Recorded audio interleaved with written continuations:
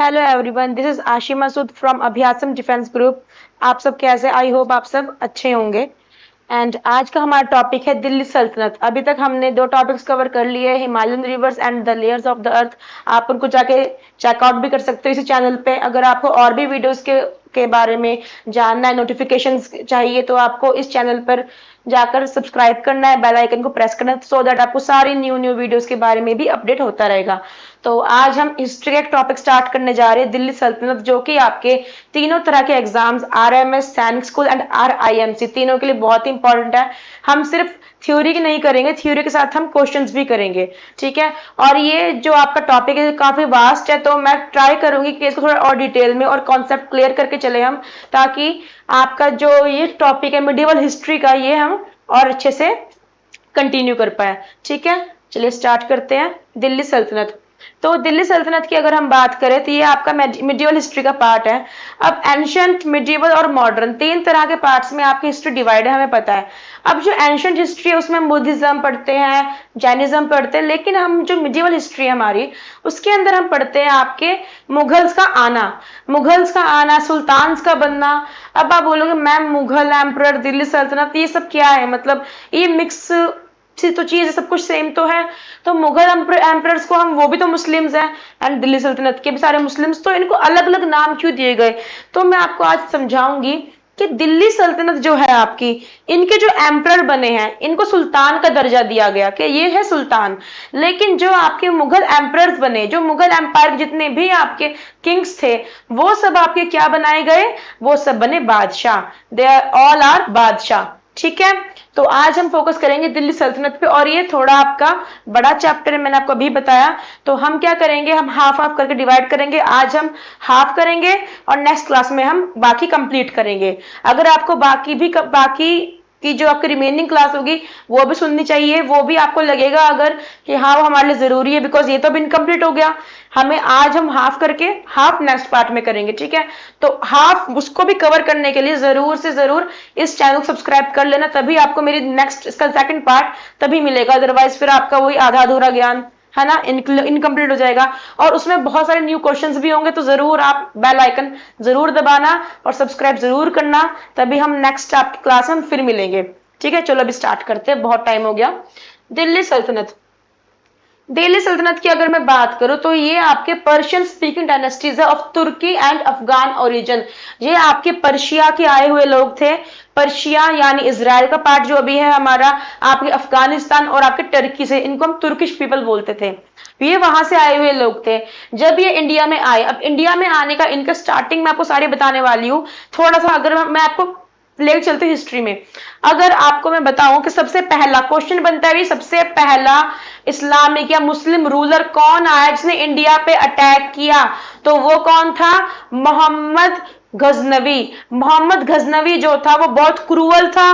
वो सबसे पहले उसने अटैक किया और मैक्सिमम टाइम उसने ही अटैक किया इंडिया पे, ठीक है। उसका 16 बार अटैक था, 17 टाइम्स उसने इंडिया पे अटैक किया। और सबसे जो मेजर अटैक था उसका, वो था 16th अटैक उसका, जो कि उसने सोमनाथ मंदिर, हमारे गुजरात में जो आपके ज्योतिर्लिंग है सोमनाथ टेम्पल, उसने वहां पर जाके बहुत बड़ा अटैक किया था, उसे कैप्चर किया था उस जगह को। प्लस वहां पे जितनी भी आइडल्स थी, जितनी भी लॉर्ड शिवा के आइडल्स थे, सबको खंडित किया था। और ऐसा माना जाता है कि उन सब आइडल्स को ले जाकर जो उनका मक्का है, जो उनकी होली प्लेस है, मक्का के स्टेयर्स में उसने चुनवा दिया था, क्योंकि वो बहुत ज्यादा डिफेम करता था, बहुत ज्यादा बाइकआउट करता था इंडियंस, हिंदूज को, सॉरी, ठीक है। तो उसके बाद अगर हम बात करें डायनेस्टी स्टार्ट कैसे हो रही है, उसके बाद आता है आपका मोहम्मद गौरी। मोहम्मद गौरी कौन है? मोहम्मद गौरी वही है जिसने पृथ्वीराज चौहान से लड़ाई लड़ी है। पृथ्वीराज चौहान जो थे, उनकी और मोहम्मद गौरी के बीच में लड़ाई होती है 1191 यानी 1191 में, जिसको हम बोलते हैं बैटल ऑफ तरेन, यानी तरेन का युद्ध, ठीक है। 1191 में हमारी वो हुई।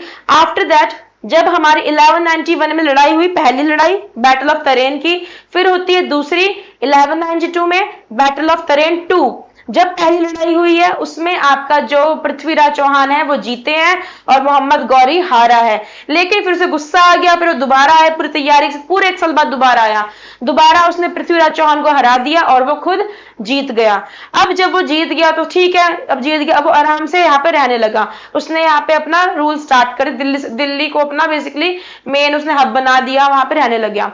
ठीक है, अब इन सबके बीच में क्या होता है कि एक टाइम पे आके उसकी काफी तबीयत खराब हो जाती है एंड वो मर जाता है। ठीक है, डिजीज की वजह से उसकी डेथ हो जाती है। अब उसके अंडर एक स्लेव था। आपको पता होगा कि जो आपके मुगल्स थे, जो आपके सुल्तान से डायनेस्टी, जितने मुस्लिम जितने होते हैं थे, ये मुस्लिम जितने भी रूलर्स थे, उन सबको शौक था बड़ा स्लेव्स रखने का। ठीक है, स्लेव्स की मार्केट भी लगाई जाती थी उस टाइम पे, स्लेव का सेल परचेज भी किया जाता था उस टाइम पे। तो ऐसा ही इनका भी एक स्लेव था। इनके स्लेव का नाम जो था वो क्या नाम था उसका, कुतुबुद्दीन ऐबक। और उन्होंने अपने नाम पर ही स्लेव डायनेस्टी बनाई थी, यानी गुलाम वंश। और गुलाम वंश का एक दूसरा नाम भी है जो हम क्या बोलते हैं, मामलुक डायनेस्टी। आपको इसमें नजर आएंगे 5 डायनेस्टी है। मामलुक डायनेस्टी 1206 में से लेकर 1290 तक है। फिर खिलजी डायनेस्टी आती है 1290 से लेकर 1320 तक। फिर आपकी तुगलक डायनेस्टी आती है 1320 से लेकर 1413 तक। फिर आपकी आएगी सैयद डायनेस्टी 1414 से लेकर आपकी 1451 यानी 1491 तक। फिर आएगी लास्ट में लोधी डायनेस्टी 1491 से लेकर 1526 तक।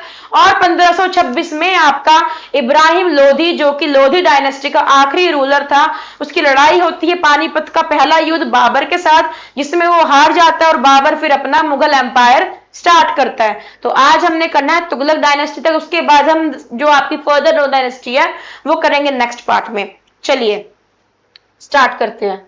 अब दिल्ली सल्तनत की अगर हम बात करूं, दिल्ली सल्तनत बनाई किसने, ऑब्वियसली जिसने ये डायनेस्टी की शुरुआत की, यानी कुतुबुद्दीन ऐबक ने, जो कि आपका फॉर्मर स्लेव था, पहला सुल्तान था दिल्ली का। ये क्वेश्चन बनता है कि बताओ जरा दिल्ली का पहला सुल्तान कौन था, तो वो कौन था, कुतुबुद्दीन ऐबक, जो कि मोहम्मद गौरी का स्लेव था।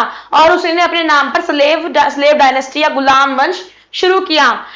Khilji dynasty was also able to conquer most of the central India. जो खिलजीज है, अब देखो ये दिल्ली सल्तनत से हम क्या समझ रहे हैं, दिल्ली सल्तनत का मतलब है सेंटर, दिल्ली पर ही हक, वो है आपका हक, दिल्ली को ही आपने कैप्चर करना है, दिल्ली पर ही आपने पूरी अपनी धौंस जमानी है। तो जितने भी डायनेस्टीज के आएंगे रूलर, वो की क्या करेंगे, सेंट्रल इंडिया को कैप्चर करेंगे, बट धीरे धीरे वो साउथ की तरफ भी जाना शुरू करेंगे। आगे आगे हम वो देखेंगे कैसे। सल्तनत took several step to defeat Mughal empire. सल्तनत ने बहुत ज्यादा स्टेप किए, बहुत ज्यादा कोशिशें की कि मुगल एम्पायर को खत्म कर दे, लेकिन वो तो उसे खत्म कर नहीं पाए, खुद ही खत्म हो गए। Introduce Indo Muslim culture resulting education, literature, music and poetry. अब ये नहीं इन्होंने आगे सिर्फ रूल किया, नहीं, इन्होंने अपना कल्चर भी एक्सपेंड किया। आकर इन्होंने यहाँ पे आकर हमारी जो जितने भी हमारे स्क्रिप्चर्स है, स्पिरिचुअल बुक्स है, आपकी होली बुक्स है, रामायण हो गया, आपका महाभारत हो, इनको इन्होंने पर्शियन लैंग्वेज में ट्रांसलेट भी किया था, because they want to know our culture. ठीक है, तो इन्होंने वो सब भी किया अपनी लैंग्वेज के। यहाँ पे इन्होंने अपने जो पोएट्स लेकर आए, ठीक है, जो इनके बहुत अच्छे अच्छे पोएट थे, जैसे कि अगर मैं बोलूं आमिर खुसरो दिल्ली सल्तनत के टाइम का ही पोएट था। और आमिर खुसरो अलाउद्दीन खिलजी का ही कोर्ट का एक पोएट था, जिसको पैरेट ऑफ इंडिया या वॉइस ऑफ इंडिया का नाम भी दिया गया। ठीक है, ये बात है आपको कोई और नहीं बताएगा, ये सिर्फ मैं बता रही हूं, तो इसलिए ध्यान से सुनना और एंड तक बने रहना यहाँ पे। ठीक है, दिल्ली सल्तनत आपका पहला और ओनली एम्पायर है where female ruler rule. Delhi सल्तनत पहला और सिर्फ इकलौता ऐसा एम्पायर है जहां पे वुमन ने भी रूल किया था। ठीक है, चलिए अब हम स्टार्ट कर रहे हैं। कुछ ऐसा आपका चार्ट बनता है दिल्ली सल्तनत का, which is your Mamluk dynasty, Khilji dynasty, Tughlaq, Syed, Lodhi, जो हमने अभी समझ ली है ना। इसके बाद अगर हम शुरू करते मामलुक से, तो जो मामलुक डायनेस्टी है ये आपके किसने स्टार्ट की थी, dynasty founded by Ghori, Mohammad Ghori ने ये डायनेस्टी शुरू की थी मामलुक। लेकिन इसको एक्सपेंड किसने किया है, कुतुबुद्दीन ऐबक ने। कुतुबुद्दीन ऐबक के बाद आता है आराम शाह, फिर इल्तुतमिश, फिर रजिया सुल्तान। इसके बाद आपका बालबन भी आते हैं, बट ये आपके एक ही फैमिली के थे। कुतुबुद्दीन ऐबक जो है वो क्या है, कुतुबुद्दीन ऐबक आपका रूलर है, किसका रूलर है वो, दिल्ली सल्तनत में आपका स्लेव डायनेस्टी का रूलर, पहला रूलर है। अगर मैं बात करूं कुतुबुद्दीन ऐबक के बारे में, ओके चलिए तो कुतुबुद्दीन ऐबक के बारे में हम यहाँ से एक सेकेंड, लो जी, कुतुबुद्दीन ऐबक के बारे में बात करती हूँ। अगर मैं कुतुबुद्दीन ऐबक हमारे लिए क्यों जरूरी, क्योंकि ये ऐसा पहला सुल्तान है जिसने अपनी कैपिटल दिल्ली से लाहौर शिफ्ट की थी। ठीक है, सल्तनत यानी रूलर तो किसका है, वो सुल्तान किसका, दिल्ली का, लेकिन अपनी कैपिटल दिल्ली से कहां शिफ्ट की उसने, लाहौर में शिफ्ट की। प्लस उसको लाख बख्श भी बोला जाता था। लाख बख्श का मतलब क्या, जो लाखों का दान करे, वो बहुत काइंड था चैरिटी के नाम पे, यानी वो गिवर ऑफ लैक्स, लाखों का दान यूं ही कर देता था। ठीक है, और उसके बाद इसके बारे में हमने पढ़ना है, जो कि सबसे इंपॉर्टेंट बात है कि कुतुबुद्दीन ऐबक ने क्या किया था, कुतुब मीनार इसने ही बनाया था। कुतुब मीनार जो हम देखते दिल्ली में है, आप सबने देखा भी होगा, कुतुब मीनार किसने बनाया था, कुतुबुद्दीन बख्तियार, कुतुबुद्दीन ऐबक ने, in the memory of a Sufi saint Qutbuddin Bakhtiyar Kaki. ये एक सूफी सेंट थे कुतुबुद्दीन बख्तियार काकी, जिनके नाम पर कुतुबुद्दीन ऐबक ने कुतुब मीनार बनवाया था। अब कुतुब मीनार की भी थोड़ी सी हिस्ट्री अगर मैं ट्राई करे जानने की, तो ये आपको दिख रहा है कुतुब मीनार। अब ये कुतुब मीनार जो है, ये शुरुआत तो कौन कर रहा है, कुतुबुद्दीन ऐबक। स्टार्ट किसने किया, कुतुबुद्दीन ऐबक ने की शुरुआत। अब शुरुआत तो इन्होंने कर दी, लेकिन कंप्लीट कौन करेगा, कंप्लीट करेगा इल्तुतमिश, क्योंकि जो कुतुबुद्दीन ऐबक है वो 1206 से लेकर 1210 तक के टाइम पीरियड है उसका। 1206 में वो आया और 4 साल के अंदर वो मर भी गया। ठीक है, 1210 में उनकी डेथ हो गई थी चौगान खेलते हुए। चौगान खेल रहे थे, या आप जो बोलते हो पोलो खेलते हैं ना, घोड़े पे बैठ के हम वो स्टिक से मारते हैं, तो उसको खेलते हुए ऐसे बोलते हैं, अपने घोड़े से गिर गए और इसकी डेथ हो गई। उसके बाद आता है इल्तुतमिश। अब इल्तुतमिश कौन है, इल्तुतमिश बेसिकली कौन थे, इनके थे दामाद। इनका बेटा था आरम शाह, जो कि किसी लायक नहीं था, बोल सकते हो, कुछ काम धंधा करता नहीं था वो, और बहुत ही बुरा रूलर था। तो इल्तुतमिश जो था वो बेसिकली इनका था इक्तादार। इक्तादार का मतलब क्या होता है कि इसने सोचा कि हम दिल्ली कब तक रहेंगे, कि थोड़ा रीच बढ़ाओ, कह रहे थोड़ा रीच बढ़ा, तो ये थोड़ा साउथ इंडिया की तरफ जाने लगे। जब ये साउथ इंडिया की तरफ जाने लगे, तो तब इन्होंने देखा कि अब राजा जो वहां का रूलर है, सुल्तान, वो बार बार थोड़ी ना आएगा देखने के लिए काम कैसा हो रहा है, लैंड रेवेन्यू कलेक्ट करना है, बार बार थोड़ी ना बोलेगा कि हाँ भाई लैंड रेवेन्यू दो। तो उन्होंने पार्ट्स डिवाइड कर दिए, जोन बना दिए।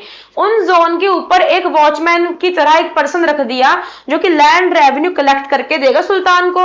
अब वो जो पर्सन लैंड रेवेन्यू कलेक्ट करके देगा, उसको बोला इन्होंने इक्तादार। जो क्या कलेक्ट करेगा, इक्ता। इसको हम बोलते हैं इक्ता सिस्टम। किसने किया स्टार्ट, कुतुबुद्दीन ऐबक ने। और इल्तुतमिश इसका कौन था, इक्तादार था, जो कि उसका लैंड रेवेन्यू कलेक्ट करके उसको पकड़ाता देता था। ठीक है, तो इल्तुतमिश इसका दामाद भी था, और उसकी डेथ के बाद इसकी पूरी जितनी भी रिस्पॉन्सिबिलिटी थी पूरे रूल की, पूरे दिल्ली की, पूरे सुल्तान था एज ए सल्तनत की अगर बात करें, तो उसको उसकी रिस्पॉन्सिबिलिटी दी गई, एंड वो उसने फिर आपका नेक्स्ट सुल्तान वही कहलाया। इल्तुतमिश ने इसको कंप्लीट करवाया। जब भी कंप्लीट हो गया, अब कुतुब मीनार को बना कौन रहा है, कुतुबुद्दीन ऐबक। ठीक है, कंप्लीट कौन कर रहा है, इल्तुतमिश। इल्तुतमिश के बाद एक बिजली कड़कती है। बिजली कड़कने से इसकी 5वीं मंजिल जो है वो टूट जाती है। आपके जो कुतुब मीनार है, इसकी 5वीं मंजिल टूट जाती है। उसको ठीक कौन करवाएगा, फिरोज शाह तुगलक। और फिरोज शाह तुगलक ने भी पूरा नहीं करवाया, फिरोज शाह तुगलक ने आधा करवाया कंस्ट्रक्शन का काम, और इसको पूरा कंप्लीट किसने करवाया, सिकंदर लोधी ने। तो देख लो कितने सारे रूलर्स के बीच में ये आपका मिक्स हो गया है कुतुब मीनार। ठीक है, कौन कौन कंट्रीब्यूशन कर रहा है, कुतुबुद्दीन ऐबक भी है, इल्तुतमिश भी है, फिरोज शाह तुगलक भी है, और सिकंदर लोधी भी है। चलिए, अब इल्तुतमिश के बारे में अगर हम बात करें, तो इल्तुतमिश जो थे, उन्होंने अपने टाइम पे जो उनका एरा था, उसमें उन्होंने क्या क्या काम किया। उसमें उन्होंने आपके 2 तरह के सिक्के चलाए थे, जीतल और टाका। जिसमें कि जो जीतल था वो आपका कॉपर का कॉइन था, और जो आपका टाका था वो आपका स्टील का कॉइन था। ठीक है, यानी सिल्वर कॉइन। जो आपके सिल्वर कॉइन है वो था टाका, और फिर जो जीतल था वो क्या था, आपका कॉपर कॉइन। ठीक है, तो ऐसे आपको याद रखना है। और एक सिस्टम था चहलगानी या फिर चालीसा। चहलगानी सिस्टम या फिर चालीसा कौन लेकर आया? आपके इल्तुतमिश लेकर आया। चालीसा का मतलब था ग्रुप ऑफ 40 नोबल्स, पूरे कोर्ट के 40 मोस्ट इंटेलिजेंट लोग, जिनसे राजा एडवाइस लेता है कोई भी पॉलिसी बनाने से पहले। अभी भी हमारे जो प्राइम मिनिस्टर है उनके लिए भी अलग से उनकी मिनिस्ट्री है ना, जिसमें उन्होंने सबके नाम दिए हुए, मिनिस्ट्री है, रोड मिनिस्टर ये है, फाइनेंस मिनिस्टर ये है, डिफेंस मिनिस्टर ये है। सेम ऐसे इल्तुतमिश का भी था, उसको नाम दिया उसने चालीसा। अब जो चालीसा के लोग बोलेंगे वही सुल्तान करेगा, राइट। अब हमारे खिलजी आ गए। खिलजी से पहले एक और हमने रूलर के बारे में पढ़ना है। एक आपके इल्तुतमिश के बाद आपका आता है रजिया सुल्तान। अब जो आपकी रजिया सुल्तान है, जो रजिया सुल्तान है बेसिकली वो पहली और ओनली मुस्लिम रूलर की लेडी रूलर बनी है, यानी वुमन रूलर पहली यही बनी है। इनके अलावा कोई और लेडी नहीं बनी जिन्होंने रूल किया हो। तो रजिया सुल्तान भी आपकी सिर्फ 4 साल के लिए बनी, 1236 से लेकर 1240 तक। और इनको बहुत ज्यादा बाइकआउट किया गया कि बीइंग, अब आपने देखा है कि अगर मैं बताऊं आपको कि आज के टाइम में भी वुमेन्स को इतना ज्यादा नहीं बेसिकली प्रमोट किया जाता, लेकिन उस टाइम पे और भी बुरा हाल था। तो उनके साथ बड़ा बायकॉट किया गया कि हम वुमन कैसे हम पे रूल करेगी, वुमन की कैसे हम बात सुनेंगे, ये कैसे अच्छी पॉलिसी मेकर हो सकती है। तो वो सब चीजें उस टाइम पर भी की। तो इसलिए रजिया सुल्तान जब बनी तो वो ज्यादा टाइम टिक नहीं पाई थी, और एट लास्ट जब उनकी डेथ हुई थी कैथल में हुई, के बारे में सिर्फ इतना पढ़ना है आपने कि ये बहुत ज्यादा बायकॉट हुई उस टाइम पर। और ये अपने फादर की तरह, मतलब अपने फादर को बहुत फॉलो करती थी। इल्तुतमिश को, इल्तुतमिश की ही बेटी थी, ठीक है। और जब ये कोर्ट में आती थी, जब ये अपने कोर्ट में आती थी तो ये इल्तुतमिश अपने पापा के कपड़े पहनकर आती थी, सो दैट लोग उनको और किसी मेल उसमें डिफ्रेंशिएट ना करें। उनको था कि अगर मैं ये कपड़े, मतलब काम तो मैं भी मेल की तरह इतना ही कर रही हूँ, बट सिर्फ कपड़ों का ही फर्क है कि मैंने आपका नॉर्मल लड़कियों वाले कपड़े पहने हैं। अगर मैंने पापा के कपड़े पहन कर जाती हूँ यानी मेल्स के कपड़े, तो इसका मतलब मैं भी फिर सुल्तान बन जाऊंगी। उस चीज को भी लोगों ने बड़ा बाइकआउट किया कि ये मतलब ये सब क्या कर रही है ना, कल्चर को खराब कर रही है कुछ भी। तो एट लास्ट इनके काफी ज्यादा दुश्मन बन गए थे। इनके खुद के कोर्ट में इनके खुद का ब्रदर इनका दुश्मन था। तो स्ट्रेटजी से और कुछ पॉलिटिकल उनको बहुत ज्यादा सप्रेस भी किया गया, और इसी वजह से थोड़ी स्ट्रेटजी और थोड़ा षड्यंत्र रच के इनको मार दिया गया था। कैथल में आज भी उनकी समाधि है, ठीक है। और बेसिकली कैथल आपका डिस्ट्रिक्ट हरियाणा का, वहां इनकी समाधि आज भी है। फिर इसके बाद आपके आते हैं बालबन। अब जो बालबन है, बालबन आपके कौन है, स्लेव डायनेस्टी के है ये आपके। इसके बाद जो है सबसे इंपॉर्टेंट रूल, देखो डायनेस्टी में रूलर्स तो बहुत आते हैं, लेकिन हमें वो पढ़ना जो फेमस है, क्योंकि फेमस ही एग्जाम में पूछा जाएगा। कोई पूरी आपसे कहा राम कहानी नहीं लिखवाएगा कि हाँ ये सब बता दो। हमने कुतुबुद्दीन ऐबक पढ़ लिया, हमने इल्तुतमिश पढ़ लिया, हमने अब ये पढ़ना है, ठीक है। अब जब हम ये पढ़ना शुरू करेंगे, रजिया सुल्तान के बाद बालबन आता है। तो बालबन जो है, अब ये सारे एक फैमिली के ही थे, कुतुबुद्दीन ऐबक का दामाद वो, फिर उसकी बेटी आ गई, ये सब चीजें एक ही फैमिली के थे। बालबन पहला ऐसा था जो इनकी फैमिली का नहीं था। वो ग्रुप ऑफ 40 नोबल्स जो चले थे, इल्तुतमिश ने जो चलाए थे 40 नोबल्स, ये बेसिकली उनका ही एक पर्सन था, उनका ही एक मेंबर था। और इसे खुद को पता था कि राजा की खुद की अथॉरिटी होती नहीं है, जो काम अभी नॉबल्स बोलेंगे वही काम तो राजा कर रहा है, तो राजा तो पपेट बन के रह गया। तो उस चीज को इसने क्या किया, उस चीज को इसने रोकने के लिए जब ये खुद सुल्तान बना तो इसने सबसे पहले चालीसा ही खत्म की कि मैं किसी के अंडर नहीं रह सकता, मैं ऐसे किसी की नहीं सुन सकता, ठीक है। तो वो चीज सबसे पहले इसने की। आकर सबसे पहले इसने क्या किया, चालीसा इसने खत्म की। आफ्टर दैट इसने 2 प्रैक्टिस करवाई, सजदा एंड पैबोस। क्यों सजदा एंड पैबोस क्या चीज है वो बताऊंगी आपको। पहले मैं ये बताऊंगी कि जो बालबन है वो बोलता था कि आई एम द जिल्ले इलाही, यानी I am the shadow of God, मुझे भगवान की परछाई समझो आप, ठीक है। तो उसने कहा सजदा और पैबोस, सजदा करो मेरा। सजदा का मतलब क्या है, जब राजा आ रहा है, जब बालबन आ रहा है तो झुककर उसे ऐसे सलाम करो, कहते हैं सजदा करो। सजदा वर्ड्स बड़े सुनते हैं हम, सॉन्ग्स में बड़ा वर्ड यूज होता है वाला। तो सजदा मीन्स दिस। एंड पैबोस, पैबोस का मतलब है कि सुल्तान के फीट पे किस करो, ठीक है। तो बालबन ने बेसिकली बोला कि मुझे भगवान ही समझो और मैं तुम्हारे सारे दुख दर्द दूर कर दूंगा, तो मैं ये हूं, मुझे रिस्पेक्ट करने के लिए सजदा और पैबोस करो मेरा। तो ये किया इसने स्टार्ट। फिर इसने एक फेस्टिवल चलाया था, पर्शियन फेस्टिवल, नरोज फेस्टिवल, इसने वो भी स्टार्ट किया इंडिया में, ठीक है। अब इसके साथ हमारा मामलुक डायनेस्टी खत्म हुई है। आई होप आपको पूरा समझ आया होगा। ठीक है, दोबारा इस क्लास को आप दोबारा ऑन रिपीट आप बार बार सुन सकते हो, सो दैट आपके दिमाग में बैठ जाए बातें। अब आपकी आगे खिलजीज। अब खिलजीज को अगर मैं बोलूं कि खिलजी का मतलब क्या होता है, खिलजी का मतलब होता है स्वॉर्ड्समैन। ठीक है, यानी तलवारबाज जो होता है वो खिलजी होता है। तो खिलजी बेसिकली कौन था, खिलजी जो था इसका फाउंडर था जलालुद्दीन खिलजी। जलालुद्दीन खिलजी ने क्या किया था, वो पहले स्लेव डायनेस्टी का एक जनरल था, लेकिन उसने उस टाइम का एक रूलर था, उस टाइम एक रूलर था बदौन खान। उसने बदौन खान को मार कर उसने खुद खड़ा हुआ, सत्ता खुद अपने हाथ में ली और अपनी खुद की डायनेस्टी बनाई, खिलजी डायनेस्टी। ठीक है, एंड ये आपकी स्टार्ट हुई। अब जलालुद्दीन खिलजी ने खिलजी डायनेस्टी बनाई, ये बहुत ज्यादा आपका माइल्ड था जनरस पॉलिसीज में। This generous policy of sultan affected his foreign policy. In 1290 he invade the fort of Ranthambore. In 1294, Alauddin, nephew of Jalaluddin, invaded Ramchandra, the ruler of Devgiri in the south. अब देखो, Khilji dynasty के अंदर दो ही आपको main पढ़ने, एक जलालुद्दीन खिलजी, एक Alauddin Khilji. Right, Jalaluddin Khilji कौन है, जिसने बेसिकली इनिशिएट लिया है, जिसने इंट्रोड्यूस किया डायनेस्टी, वो जलालुद्दीन खिलजी है। अब जलालुद्दीन खिलजी जो थे उसने मामलुक डायनेस्टी यानी स्लेव डायनेस्टी के रूलर को मारने के बाद ही इसने ये डायनेस्टी बनाई। जब खिलजी डायनेस्टी आपकी बन गई उसके बाद अब जो ये था ना, काफी माइल्ड था, काफी काइंड थी, क्रूअल नहीं था। लाइक अगर आप देखो कि अलाउद्दीन खिलजी काफी क्रूअल उसमें आता है, लेकिन ये क्रूअल नहीं था।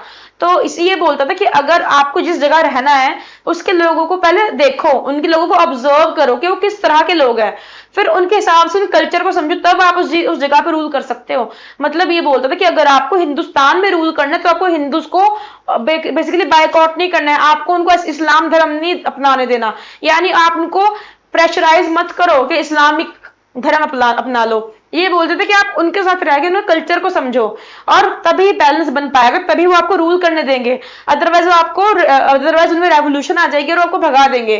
तो ये इस तरह की सोच रखने वाले थे। लेकिन इनके जो नेफ्यू थे, बेसिकली इनका भतीजा था अलाउद्दीन खिलजी और इनका चाचा, बेसिकली चाचा भतीजा थे ये। इनका जो भतीजा था वो बहुत ज्यादा क्रूअल था। अलाउद्दीन खिलजी के बारे में किससे था आपको पता ही है कि वो बहुत क्रूअल था, और अलाउद्दीन खिलजी ने साउथ में बहुत ज्यादा अपना दबदबा बनाया था। अगर मैं बात करूं कि सिर्फ अलाउद्दीन खिलजी एक ऐसा था जिसने साउथ इंडिया में भी अपना दबदबा बनाया था उस टाइम पे। ठीक है, जैसे किसी ने बताया भी गया है कि आपका जलालुद्दीन खिलजी ने तो रणथंबोर को कैप्चर किया था, और अलाउद्दीन खिलजी ने देवगिरी जो कि साउथ में रामचंद्रा जगह, उस रामचंद्रा जो रूलर था उसका, उसको हराया था और साउथ का वो पार्ट अपने अंडर किया था। ठीक, ओके। अलाउद्दीन खिलजी के बारे में अगर हम बात करें तो ये आपके अलाउद्दीन खिलजी ये रहे, आपको दिख रहे होंगे शक्ल इनकी सुंदर सी। तो ये बेसिकली इनके दामाद भी थे प्लस इनके भतीजे भी थे, क्योंकि इनकी जो आपकी जलालुद्दीन खिलजी की जो बेटी थी मेहरुन्निसा, उसकी शादी हुई थी अलाउद्दीन खिलजी के साथ। तो ये दामाद और भतीजे दोनों ही थे। ठीक है, और अलाउद्दीन खिलजी ने जलालुद्दीन खिलजी को मारा था सत्ता पाने के लिए, अपने चाचा को ही मार दिया, लो कर लो बात। He was the first Turkish Sultan of Delhi who separated religion from politics. ये पहला ऐसा सुल्तान था दिल्ली का जिसने रिलीजन को और पॉलिटिक्स को अलग अलग कर दिया, यानी धर्म और पॉलिटिक्स दोनों अलग मुद्दे पे चलेगी, धर्म के नाम पे कोई भी पॉलिटिक्स नहीं करेगा, ये इसने बोला था। ठीक है, सबसे इंपॉर्टेंट एक्सपेरिमेंट जो अलाउद्दीन खिलजी ने किया था वो था मार्केट रिफॉर्म। इसके मार्केट रिफॉर्म बड़े फेमस है जी। इसने एक सिंगल प्राइस रखा था, इसने ये रखा था कि एक सिंगल प्राइस है। इसने सबसे पहले क्या किया, देखो सैलरी का सिस्टम, सैलरीज देनी शुरू की अपने इसने आर्मी, जितने भी इसके सोल्जर्स हैं सबको सैलरी देनी शुरू करी। अब सैलरी सबको देगा जब भी, तो ये बेसिकली क्या करता था, एक बहुत मिनिमल सा अमाउंट रखा कि ये सैलरी बनाऊंगा मैं। अब जो इसने सैलरी रख ली अपनी कि हाँ मेरी सैलरी तो यही है, तो जब इसने सैलरी रखी तो अब लोग बोलने लगे इतने कम सैलरी में हमारा क्या होगा, हम इतने कम पैसे में हम क्या करेंगे। तो इसने पूरे मार्केट रिफॉर्म, मतलब पूरे मार्केट में एक ही रेट बना दिया, कुछ भी खरीदो एक रेट है। फॉर एग्जाम्पल दे रही हूँ कि 20 रुपए में सब कुछ, आप कुछ भी ले लो, किसी भी चीज का प्राइस 20 रुपए ही होगा। तो इसने मार्केट रिफॉर्म थोड़ा शुरू की अपने लेकर आने। ठीक है, सैलरी देनी शुरू की, प्लस इसने दाग एंड चेहरा ये पॉलिसी चलाई। दाग एंड चेहरा क्या था, दाग is a branding of horses, चेहरा is scars on the face of their his soldiers, यानी जब लड़ाई लड़ते थे ना पहले आपके राजा महाराजा, तो इनके ना घोड़े चेंज हो जाते थे कि उसका घोड़ा इधर आ गया या किसी और का घोड़ा कहीं और चला गया, दूसरी की सेना में चला गया। तो ये क्या करता था, इसने क्या किया, अपने घोड़ों पे ब्रांडिंग करनी शुरू की, गरम सरिये से उन पे निशान लगा देना या कुछ भी ऐसा कि पता चले वो अलाउद्दीन खिलजी के घोड़े हैं। अपने खुद के जो भी इसके सोल्जर्स हैं उनके फेस पे निशान या घाव देने शुरू कर दिए, ताकि मुझे चल जाए पता कि ये तो अलाउद्दीन खिलजी का सोल्जर है और दूसरा कोई मेरी सेना में स्पाई बन के ना आ जाए। तो ये काम इसने शुरू किया था। इसने टैक्स भी लगाए थे, इसने एक लैंड टैक्स लगाया था जिसको इसने नाम रखा था खरज। लैंड रेवेन्यू है, यानी जो भी लोग अपनी खेती बाड़ी कर रहे हैं उनसे लैंड रेवेन्यू, उनसे लैंड का टैक्स वसूला जाएगा, जिसका नाम दिया इसने खरज। ठीक है, जो कैटल्स पालते हैं, है ना, भेड़ बकरी ऐसे चल रही है, वो बोलते लैंड सारा मेरा, तुम्हारे लैंड, मेरे लैंड पे तुम्हारी भेड़ बकरी घास खा रही है, तुम टैक्स तो दो ना, तुम पेट भर रहे हो, तुम्हारी भेड़ बकरी है मेरे लैंड से। तो उसने उसका नाम रखा चरल। चरल टैक्स है ये, कि ऐसे याद रखो ना कि कैटल क्या करती है, चरती रहती है, तो चरल टैक्स कैटल का। फिर आप जहां रह रहे हो, वो कहते हैं रेसिडेंस टैक्स भी दो, आप मेरे एरिया में रह रहे हो तो घर का टैक्स नहीं दोगे क्या मुझे, तो घरेल टैक्स, टैक्स का नाम क्या, घरेल, घरेल से याद रखना कि घर का टैक्स है। ठीक है, फिर इसने एक लगा जजिया।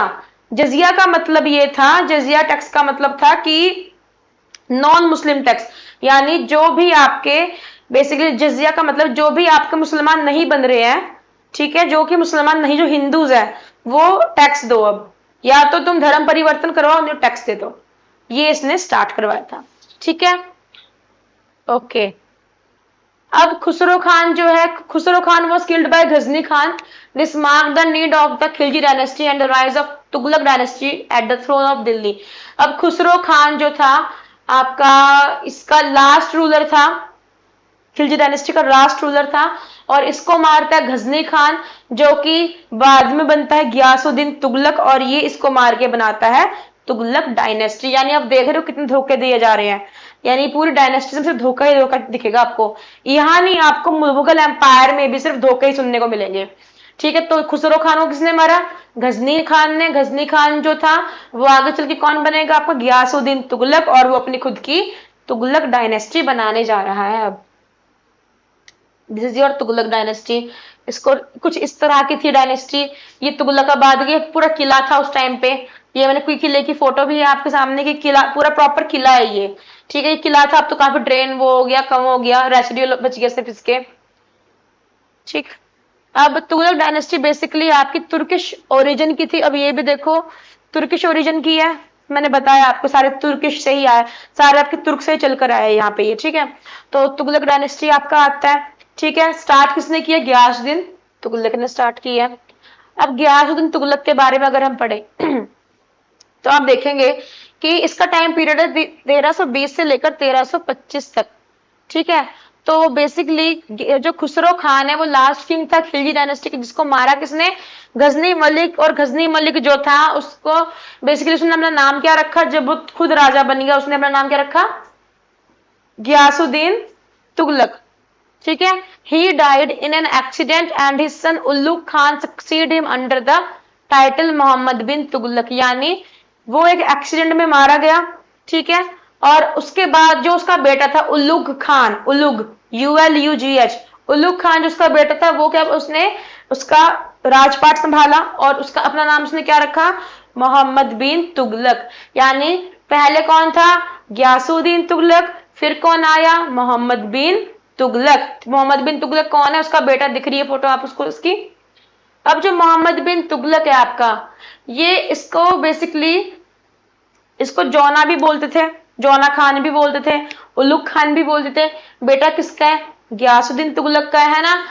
इसने बहुत सारे एडमिनिस्ट्रेटिव रिफॉर्म लेकर आने की कोशिश की है इसने, और बेसिकली इसके बारे में अगर मैं बताऊं तो इसको बहुत वाइज भी बोलते हैं, यानी इंटेलिजेंट भी बहुत था, और बहुत बेवकूफ भी बोलते हैं, यानी फुलिश रूलर भी बोलते हैं। अगर क्वेश्चन बन जाता है एग्जाम में ये कि बताओ who is the foolish ruler of Delhi सल्तनत, तो answer will be always Mohammad bin Tughlaq. क्यों, क्योंकि ये टोकन करेंसी लेकर आया था, टोकन करेंसी लेकर आया था, डिमोनेटाइजेशन को लेकर आया था। यानी कि क्या ये सब चीजें क्या है, टोकन करेंसी का मतलब इसने ये बोला कि गोल्ड के सिक्कों की value is equal to copper and brass के सिक्कों की वैल्यू, यानी पीतल और तांबे के सिक्के जो होंगे वो भी आपके सोने के सिक्के के बराबर है। आप उसके उसको भी एज अ करेंसी यूज कर सकते हो।